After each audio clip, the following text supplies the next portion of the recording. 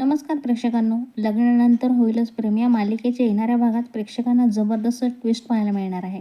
कारण आता मालिकेत आपल्याला दिसणार आहे नवीन काव्या. काव्या 2.2.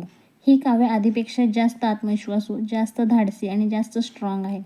पारच्या आजूबाजूला सतत घुटमळणाऱ्या रम्याची मस्ती आता काव्या जिरवणार आहे. इतकंच नाही तर पिहूच्या मदतीने ती वसू आत्याचं लपलेलं सुद्धा हळूहळू समोर आणणार आहे.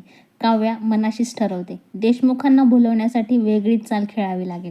तेव्हा ती साडी नेसते, मोकळे केस सोडते आणि आत्मविश्वासाने जिना उतरते. हॉलमध्ये पार्थ फाईल्समध्ये गुंतलेला असतो. त्याचं लक्ष काव्याकडे नसतं, पण अचानक झालेल्या धडकेत कागद खाली पडतात. काव्या घसरते आणि त्याच क्षणी पार्थ तिला सावरतो. दोघांमध्ये एक सुंदर रोमॅन्टिक क्षण पाहायला मिळतो. काही वेळासाठी पार्थ आपला राग विसरतो आणि काव्याच्या डोळ्यात हरवतो. हा सीन पाहून मानिनी आणि पिहू खुश होतात, पण तेवढ्यात रम्याचं तिथे येणं सगळा माहोल बदलून टाकतं. काव्या पार्थची जवळीक पाहून रम्या अस्वस्थ होते. घाईत पुढे येताना ती घसरून पडते आणि सर्वांसमोर तिची अवस्था दयनीय होते. पार्थचा संयम सुटतो आणि तो रम्याच्या खोट्या कारवायांचा पर्दाफाश करतो. तो सांगतो की कसं रम्या आणि वसूने फेक अकाउंट वापरून जीवाच्या व्हिडिओवर घाणेरड्या कमेंट्स केल्या होत्या. हे ऐकून सगळेच चकित होतात. काव्याचा संताप शिगेला पोहोचतो.